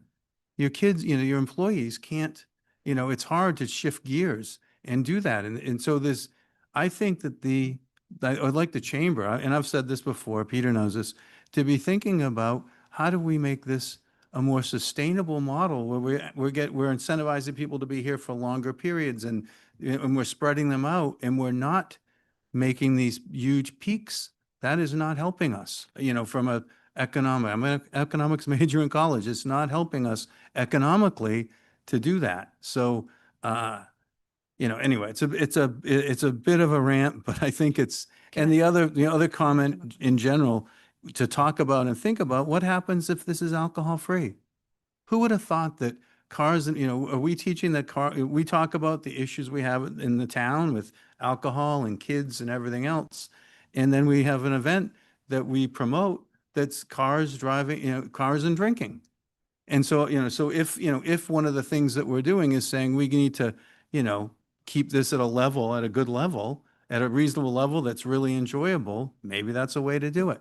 And so I understand there may be some pushback on that, but I think you can have a great time without drinking too. So something I would like to be on the table when you guys discuss it. Thank you. I know you have a question, but I also think that we need to consider going back to only having where there is space on Main Street for the amount of vehicles. And maybe you should look at something where like half of the vehicles belong to local residents and half of them are open to other people. Something along those lines. Maybe there's some priority for the people who live here year round to really try and promote it being local. But I know that there are financial aspects. Jill? Can we also, can we go back to getting some data, like maybe the businesses could tell us how they did on that weekend and we could compare it to the weekend before? Matt, will you tell us how you did that weekend compared to other people? I mean, you have a good weekend that weekend, I'm sure. I can tell you the weather on any of those weekends. I can tell you, I'm not going to put it on the camera, but I can tell you, how I can give But an you have a idea. good weekend on those weekends, yeah? I mean, I know you're busy, but I'm just saying for sales, it's probably. No, Is yeah. It's good, yeah. It helps, but there's a point where these things grow where they don't help. Like when we started Wine Festival, the restaurants loved it. And then Wine Festival grew and grew and grew, and all the wine stuff happened in people's homes. And then the people were either too drunk when the afternoon drinking, they were too drunk when they came to the restaurants. They take a life of their own and they become, not necessarily the great positive thing they were. They become a business that someone is using, the island to operate a business that used to help everybody and has not helped as much anymore. So I'm not beating up on Wine Festival because they've sort of turned the corner again, but that's the track that they went. And I think that it's more than, it happens more often than not that we love the island to death and we look at the Bluff Walk. I People know. are doing yoga on the Bluff Walk in front of people's houses, and that's okay. No, it's not. So. No, I understand. I think sorry, through you, Madam Yeah. Chair. It's all right. No, I think I want to have this conversation because I think we're going to have it a lot about the different festivals and the weekends. It was just my personal experience that I really had a lot of fun and I didn't see any debauchery and I didn't see anybody sloppy, actually. I was kind of surprised. And I was impressed. So I think it would be good if we had the data to see how helpful is it really to the businesses. I'm sure you can somehow acquire that. And, just managing the trash and things. I have a lot of hands up. Sorry, I love talking. I want to hear from Matt about it. I Bobby know it's a wants to say different something, and then Chantal. Let's call this what it is. We're all sitting here talking about this festival, that festival. This is spring stroll. We have two festivals a year. We have stroll at Christmas. We have daffodil in the spring. These are huge economic boosts for our economy. Every business owner I know downtown had a phenomenal daffodil. The crowds were big because the weather was nice and because it had been a crappy winter. So everyone came over here. The problem of the crowd, the 18,000 people, weren't the people in the VIP line with the cars. They were all the people that came over for the day on the High Line, or they were people that have houses here that decided to open their houses up and come to Nantucket for Daffodil Weekend. Daffodil started as a local festival, just like Stroll did, and it has evolved into a huge economic stimulus for our economy on this island in the spring. And these businesses that did really well this weekend are the ones that pay all of our taxes. And we're sitting here arguing about whether we should have it be during school vacation or not. It's when the daffodils come up. And if we have to put more trash cans out as a town or get more porta potties out as a town, that's what we should be doing. We're here to supply growth for our businesses and our economy. And this is one weekend a year in the spring that starts our season. So put some more trash cans down on the children's beach, get some more porta potties in Sconset. I don't have a problem, Matt, with the whole alcohol thing. It's not like they got open bars out there and they're selling booze in Sconset. These are people who brown bag their booze to their picnic. They do the same thing at Great Point on a weekend in 4th of July or Jetty's Beach. I don't crack down on them a few years ago. But we Just don't, so you know. we don't crack, Missed it. we don't crack down on the pops, do we? No. No, we don't. So it's just a matter of let's pick our battles here. I think this is an important economic stimulus for the island. And I thought it went really well. I mean, I was down working on the boat and every restaurant downtown was packed and people were very polite. They weren't drunk. They were waiting in line because a lot of businesses weren't open because of the way that Daffodil lined up with Wine Festival being after Memorial Day instead of before. So a lot of the restaurants that normally would be open weren't open. So the few that were packed and people were very patient. They were like, I understand. I'll wait an hour for a table. And I don't know. I mean, it was a perfect day. It was gorgeous and everyone came over and just, if we have to put more trash cans out and get some more porta potties, let's do it, I totally agree. I will just say that the Pops did lower the tickets that they sell, and they actually did take away brought in alcohol. But just so you know, I mean, it's just, it's a little these bit about events- management. These and events have a safety. trickle down effect on every business on the island, whether it's a shop downtown or it's a restaurant or it's a cab service or whatever. So I thought the report was pretty good. I didn't we didn't have any arrests that I know of. You know, I didn't see anybody walking I don't around think there were any arrests that week. with red Solo cups in like I do during stroll. So, you know, I thought it was a much calmer crowd than normal. So, yeah, you know, I didn't go to Sconset, so I can't tell you what happened out there, but I had a good town was calm, I thought. Well, thank you all. Just to reaffirm, we're very, very committed to working with the town and providing you any information and, you know, meeting the challenges of these goals. Yes, and we are as well. Chantal? Thank you, Madam Chair. I just wanted to add that Daffodil Weekend and this presentation was by no means intended to be presented as a problem. Daffodil Weekend is most certainly a valuable and positive addition to our community.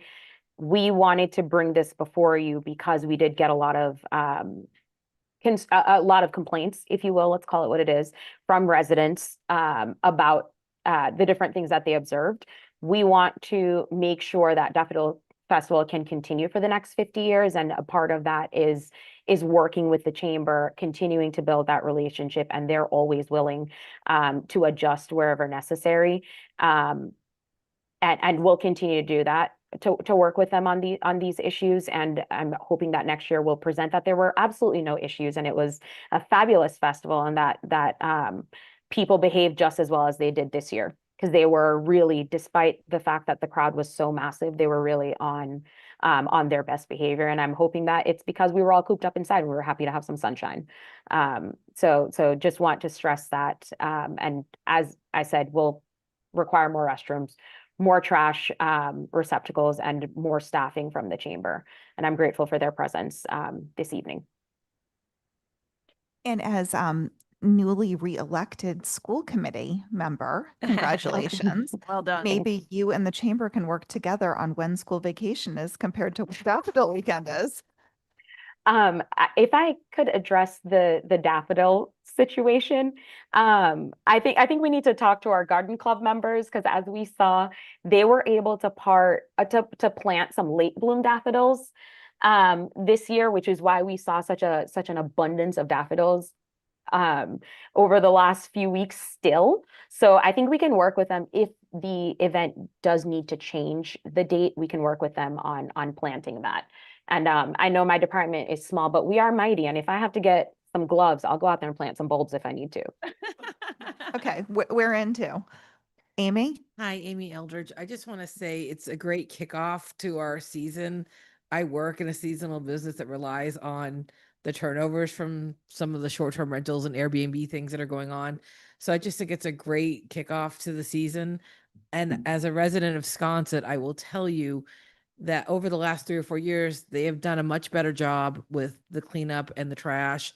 And I'm not doing the Sunday morning drive down the road going, oh my gosh, what happened to the village? Yes, we can never have enough trash cans or porta potties. I mean, it doesn't matter. You could put 1,000 of them out there. There's still never going to be enough for the amount of people that go out there. But the people are really good. When the trash cans are kind of full, yeah, they stack around, but it's organized. It's not blowing all over the streets, and they're not leaving broken lawn furniture and half broken tables, and you're not finding clothes hanging in people's hedges. So, I mean, over the last probably 5 or 6 years, it's gotten much better. I do, to Matt's credit, feel like we could maybe dumb down the alcohol, but it's just, it is what it is. And people are just going to sneak it out there anyway, but I'm glad to hear there was no arrests. But I have concerns about people drinking out there and then driving down a state highway under the influence of alcohol. I think the NRTA did a great job running the shuttle service and using and utilizing the parking lot of Sconset Water for pickup and drop off. It's probably the first time I've gone up New Street and not had to worry about sideswiping cars on either side because people are parking up and down. And to the medical tent situation, I mean, we do have a firehouse out there that could be utilized, as that road is closed off.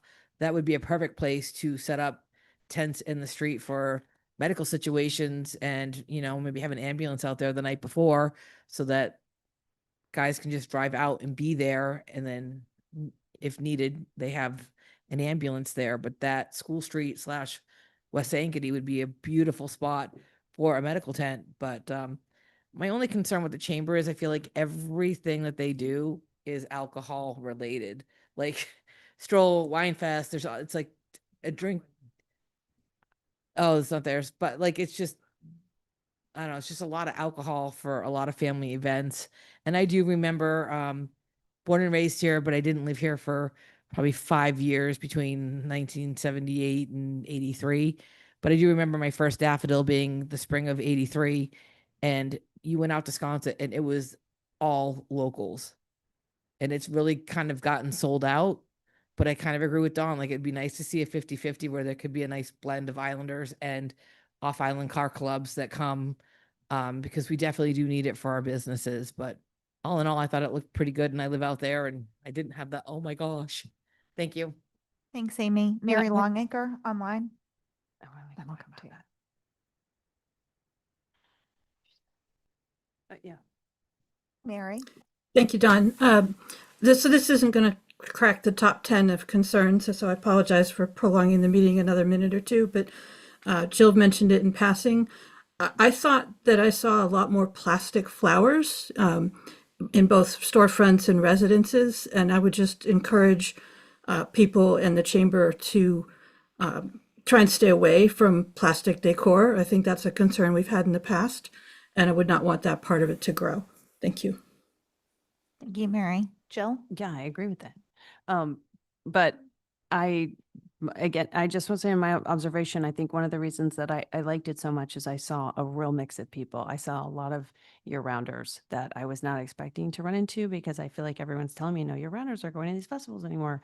And I saw a lot of them and I saw a lot of weekend, a lot of people that you normally just see on weekends and then some seasonal residents. And I just thought the mix was great. It was awesome. Campbell?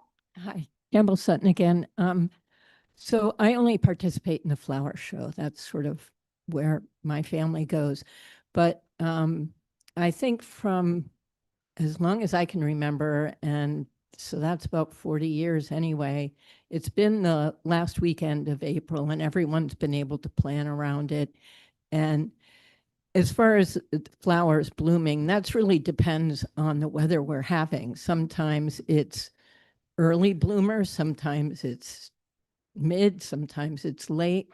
But when we're looking at the flower show to get a great variety of daffodils to show, you know, okay, so it reminds me of the Island Fair when they moved it from the second weekend after Labor Day, and then they moved it like into October. Well, there's no vegetables or anything to be provided. So I think we have to be a little careful about rearranging for people when at least a portion of this festival is about the flowers. And I know a lot of, anecdotally, a lot of the newer homeowners are bringing in a flower or two, and then they're going, oh, this is great fun. And then they plant more. And so that aspect is also growing. And it seems to me that the school vacation would be a little bit easier to adjust than when your flowers are going to bloom. But anyway, I just wanted to say that. Thank you. Yeah, I think school vacation should be maybe considered to be adjusted because it's also in February, we do ours a week different than kind of the rest of the country, to make it easier for people to travel. So it might be something worth considering. I know that Patriots Day falls in the week that school vacation is, so it's only 4 days off, rather than 5, but just something for the school committee to maybe talk about. Chantal. Anything else on this? Okay, thanks everyone.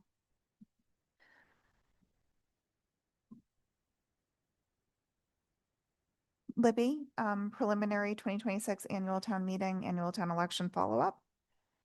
So I think most people probably by now know what the results were of the election. And just to give a little bit of a recap, and there will be a little piece about this in the town manager e-news that will come out next week. And I didn't have a chance today to get together too much for tonight, but in a nutshell, all of the ballot questions were approved. Of all of the ones that were approved, there was one that wasn't approved at town meeting. So that one either isn't going to move forward in the near future, or it'll have to be put forward at a special town meeting if the board would want to do that, or we'll have to determine whether or not we're going to bring it forward for next year.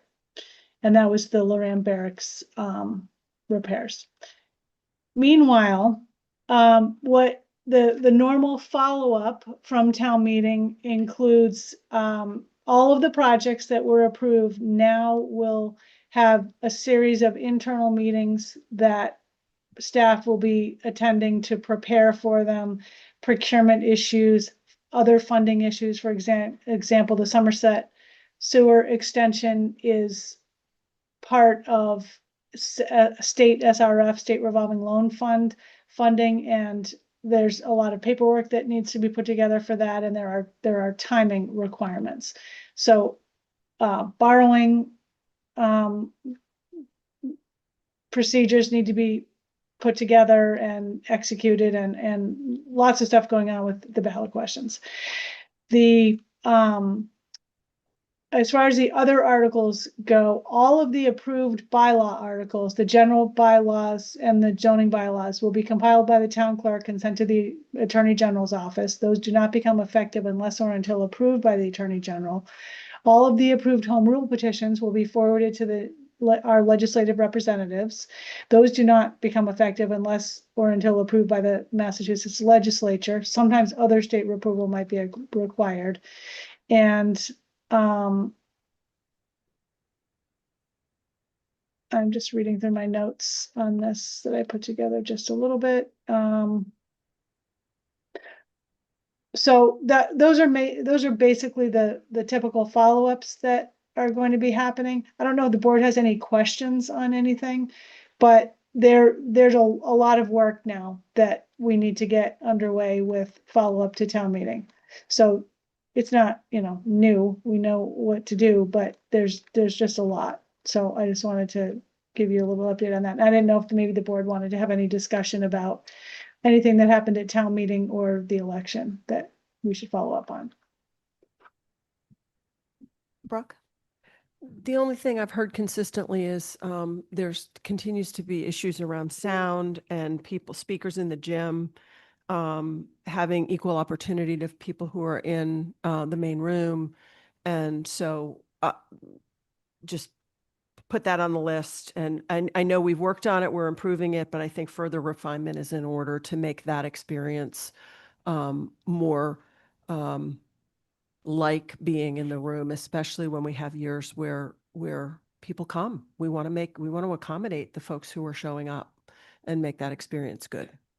Thank you. I appreciate that. And I should have mentioned, we have an ATM debrief next week that includes the moderator, town clerk, and others, including NCTV. And we're going to be going over quite a bit of that.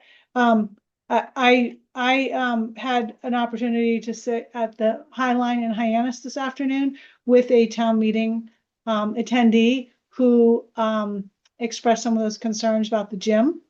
And we had a very nice, productive discussion about it. So it definitely continues to be a bit of an issue. So we will certainly follow up on that.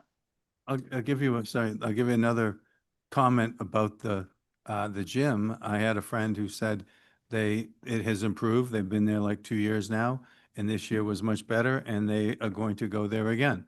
There was more space, and the TV was great, and they saw it. Now, I'm not saying there isn't room for improvement, but I'm saying they were very impressed, and they felt as though, when people spoke, they got to see them. So, as someone who was in the gym and got to experience it firsthand, there you go. It's it's just there's a couple little things we can do. The way that the speaker thing is set up, we need to think about as being as have been in both rooms. When you're in the main auditorium, you forget about the gym, and it really needs to be one speaker in the auditorium, one speaker on the other side of the auditorium. Then we should go to the gym to see if anybody wants to speak. Because at one point, there were people there that wanted to speak, but the moderator can't see them if you're not standing right in front of the TV camera. So they didn't know they were there. And they weren't really, they were just kind of standing. They weren't being vocal. And then someone calls the question and they don't get to speak. So we just need to be a little better about it. I mean, Chantel did a great job managing the crowd in there. We did have a little issue at one point with sound, but that seemed to get worked out. But yeah, it's different for sure, but it is good to have a full body.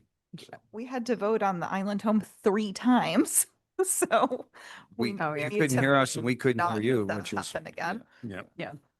Can I, Yeah, Jill, please. these are good problems to have. The participation is the best I've ever seen in the time I've lived here. We had 1,500 people come in November? Was it 1,400 or 1,500 in November for the special town meeting? Now we had, I think, 1,400 attend. I mean, this is outstanding. The turnout last night, 30, was it 3050? I kept hearing 3010, 3050, 3010, 3050, somewhere in there. Regardless, it It's hasn't been outstanding. over 3,000 in a long time. Times are good, guys. These are good problems to have. I only have one little comment about it to the town manager, that because we had the podium and I really liked the podium, I thought it was excellent. I just was hoping the podium is the location, because I couldn't see them down there. So that was my only thing. So I had to hear everything and then. Amy? Duly noted. Hi, Amy Eldridge. I hope in the process that you guys will talk about the time. A lot of complaints about 4:30, running out of work and having to find Yeah, coverage. no, to get definitely there. noted. Thank you. That's why Bobby got stuck in the gym, I think. It's too early. Okay. Awesome. And Libby, maybe we want to, if we want to give any consideration to a special, maybe we want to look at dates. It would be mainly for the Loran. I wouldn't want to go back for one item. Yeah. Just if we want to talk about it, let's put it on another agenda. Yeah, And there might be. maybe something else will come up. We don't know. It's just worthwhile to look at the calendar, just to think about it. And as if we haven't just finished a town meeting, in the next month or so, I'm going to be bringing to you some dates to consider for 2027 annual. Okay. I mean, I think all of it can wait till the end. If we're going to talk about 2027 already, I would like to have a serious conversation about a spring and a fall town meeting where we do finance in spring and zoning in the fall. And we could limit it to one night each. I would really like to have a hearty debate about that. Okay, I'm up for it. Okay. I'm game. But this year, you got to remember, nobody called any of the financial articles. You know, it was like. We were still there 2 nights and it's hard for. I know working I agree. I think And- that's what was frustrating, that we had so many people and yet a lot of things weren't called. I thought the warrant was quite simple this year, and I don't know why we couldn't do that in one night, but you know. And we've generally been alternating between a night and a Saturday. So next year would generally be a Saturday. So we'll have to talk about that. But if we did what Bobby's saying, maybe we wouldn't have to, maybe Yeah. it could Of be cour- one, yeah. We It can't, could be weeknights, maybe. we can't control what citizens put in, but we can control what we put in. Yep. So it would limit it. And we could urge our citizens to put in finance articles in the spring and zoning in the fall. And we could limit the amount of time that we open the warrant to citizen articles so that we wouldn't get bombarded. But I just think you could probably do it one night at each end of the, and it would be a lot easier. People like start a little later, get it done in one night, and then go back 6 months later. The November meeting that we did, the special meeting, was a perfect example. People don't mind coming to a meeting that time of year. So if you did one in May or one in late April and one in November, I think. November is one of the slowest, early November is one of the slowest times on the island. So it's actually a very nice time. Well- So we'll put that on an agenda soon. Sorry, Brooke? Brooke. Yeah, 2 things. Bobby, I was pushing hard to get back to April. For all the reasons in the earlier conversation, the latter part of April is just shot. I've given up on that argument. So, well, it's not that, it's Jewish holidays and school vacation and all of it sort of piles up and sometimes Easter. So anyway, that said, but I really want to give a shout out to town administration and the communications department, because I think that we collectively in town administration and the board came to town meeting far more prepared to present the articles that we were supporting and prioritized as a board. And I don't know if a lot of people know, but the folks who were assigned articles attended 2 multi-hour practice sessions. They prepared written statements in advance. There was an extraordinary amount of effort, and I think it showed both in the experience and the result at town meeting. I really think it contributed, and comms put out a slew of information, and I just want to commend Libby and the entire Rick and the entire town administration for all of that preparation. It felt very, very different this year to me, and I think it will get better in years to come as well. And I think it's good for the voters as well. Yeah, absolutely. I mean, I, for one, very much appreciated getting to practice ahead of time for my presentation.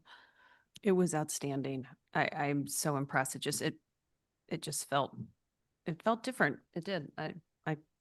But I do want to remind you that we only had 7 citizen warrant articles this year, and we still went 2 nights. Like, that's something I want to analyze a little bit more and think about a little bit more, because they weren't heavily contentious. And most of them got pulled at the end. We still went 2 nights. I don't know. Well, we did have $200 million. Yeah, I know. We're going to talk about that later, I hope. That was Okay, moving on.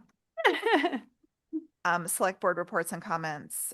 Brooke, do you have an update on the investigation of the African Meeting House? So I have an update in that Malcolm has handed off that responsibility to me.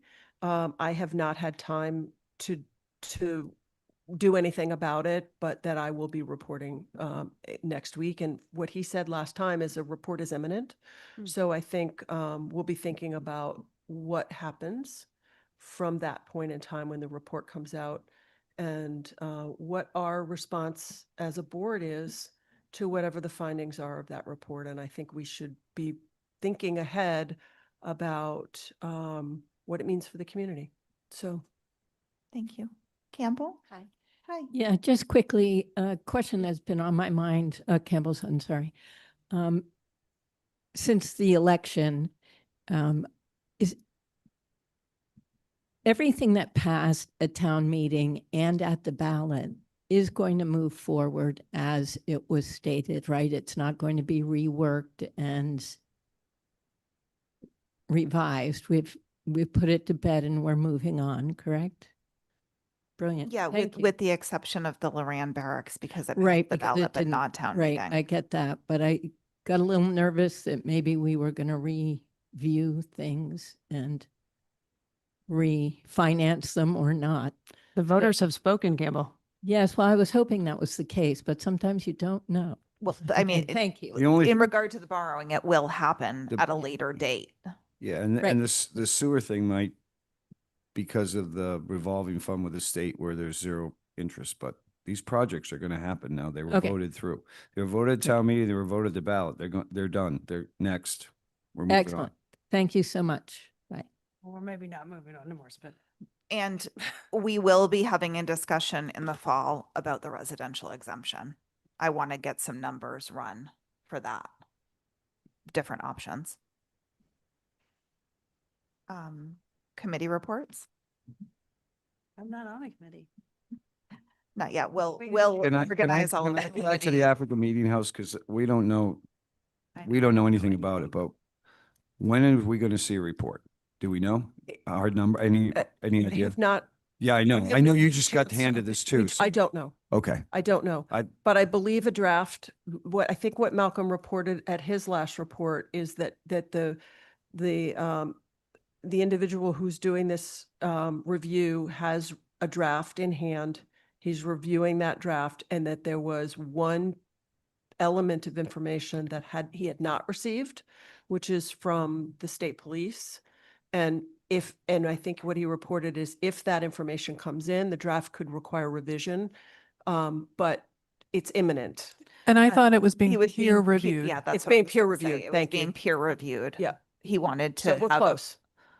Okay. someone else I'd look like to at put it. this thing to bed. I'm sure you would too. We were hoping to do it before Malcolm left, but Oh, can I make one more point about the election?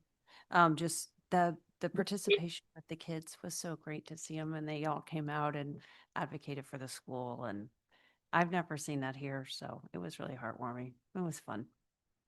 there were a lot of new registered voters. New candidates. It was excellent. I'm so proud of this island. I am. And I'm grateful to be here. Okay, who wants to make the favorite motion of the night? Okay, When do we do our committee? When do we? do the committees. Erica's So gonna get a sign up sheet. Yep, we are just reviewing the list of committees because some of them are no longer current. And what I will do is give everybody a list of what this past year's was, so everybody can kind of see who served on what. And then we'll give you a blank and you're gonna let me know which committees you're interested in serving on. I put all the interest on the sheet and then we go through it on the screen, and then you guys might have to have discussion saying, okay, Bobby, I'm not gonna do that. Jill, you can do that instead, type thing. Thank you. But I think last year we did it at the last meeting in May, which would be next week. I don't know if it'll be quite ready yet, so it'll either, hopefully in the next week or two, we'll get those done. Perfect. Motion to adjourn. Is there a Second. All those in favor? Aye. Aye. Aye. Carries Aye. unanimously 5-0. Thanks, everyone.